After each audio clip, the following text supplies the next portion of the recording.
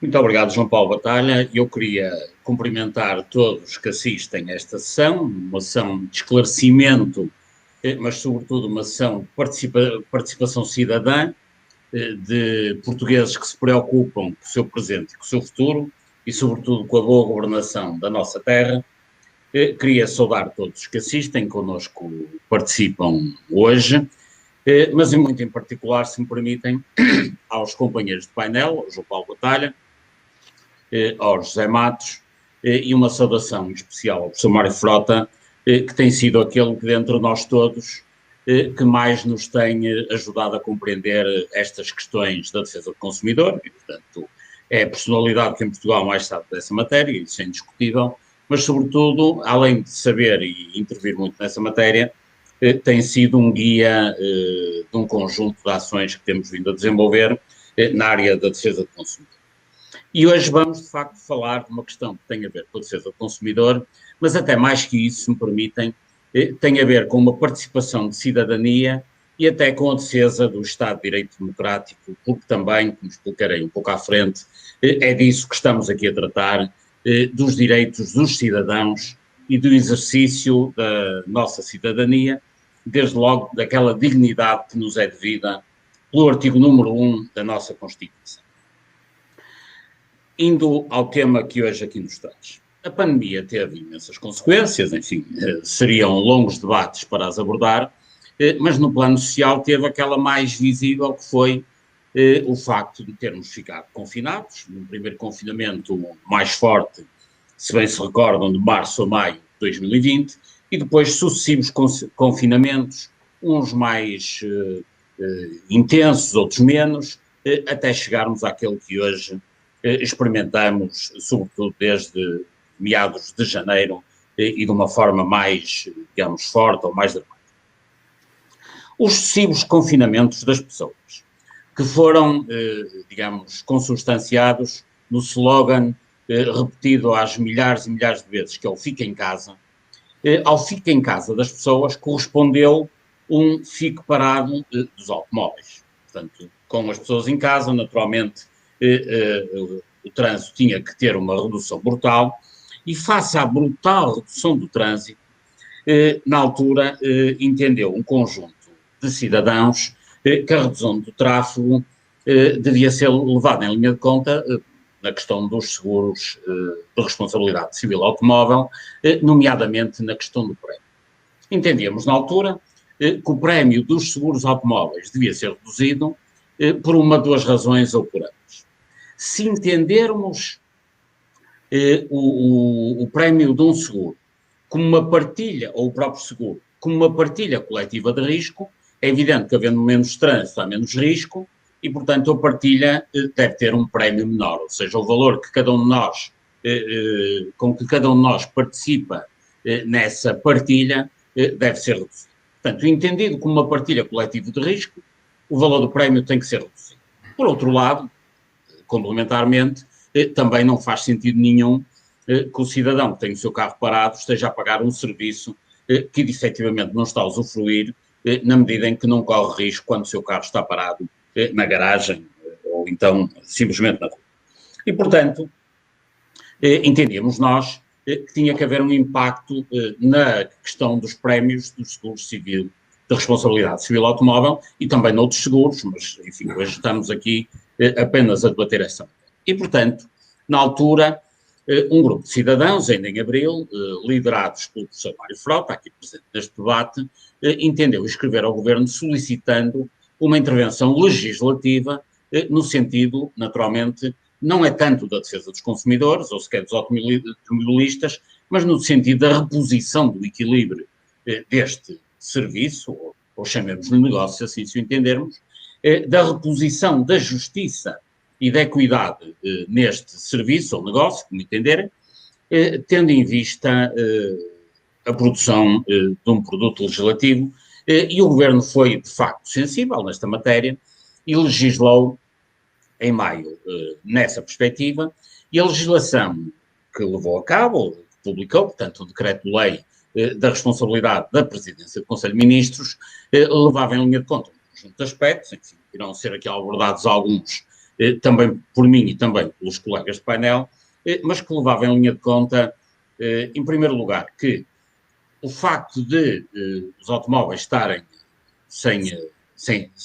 parados, se quiserem, levaria a uma renegociação dos prémios, tendo em vista esse mesmo aspecto, e para além disso,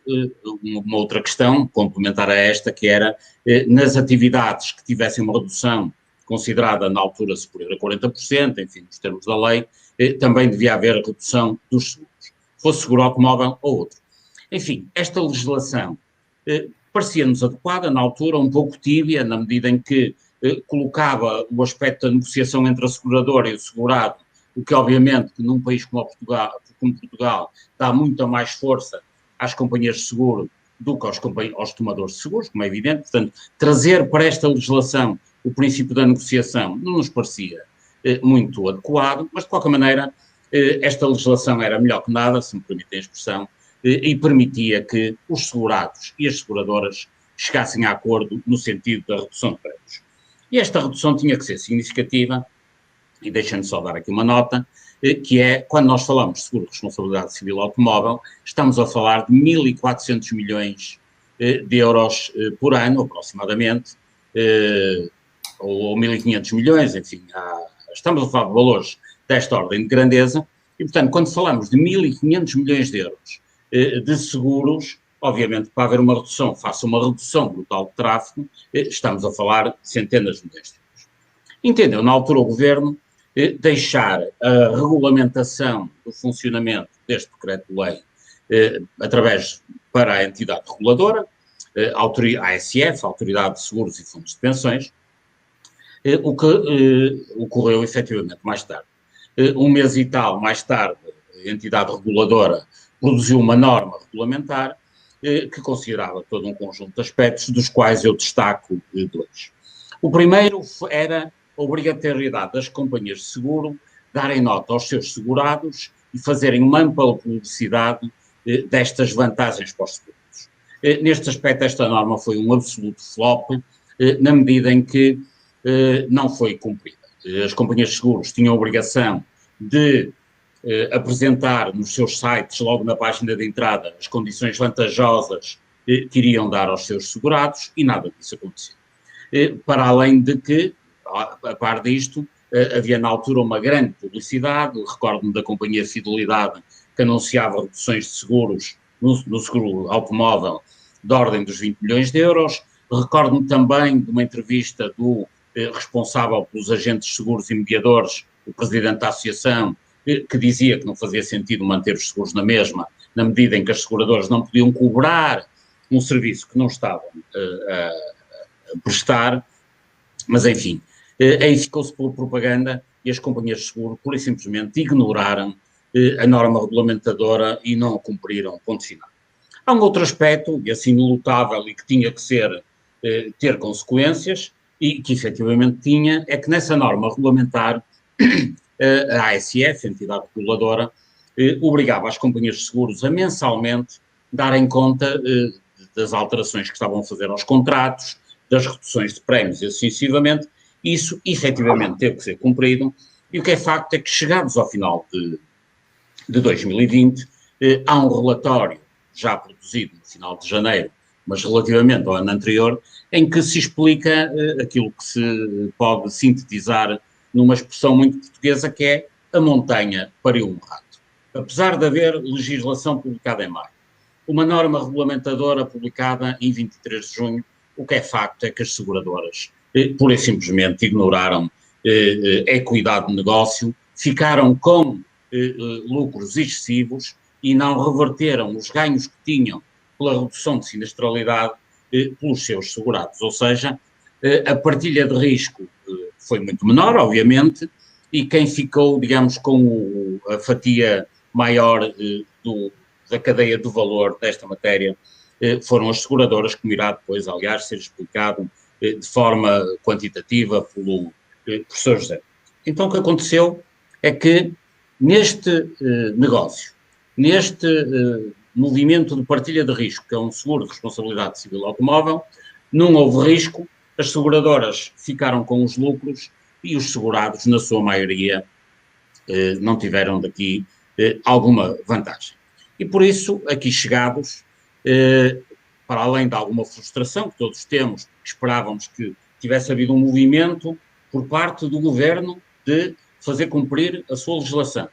por parte da entidade reguladora de fiscalizar o cumprimento daquilo que havia sido preconizado pelo decreto-lei, e por parte das seguradoras, que tinham, obviamente, obrigação de ser mais sérias no mercado em que o que está em linha de conta é, obviamente, como disse, cerca de 1.500 milhões de euros, portanto estamos a falar de muito dinheiro, e há aqui centenas de milhões que estão a ser indevidamente ganhos em 2020 pelas seguradoras, e esperar-se-ia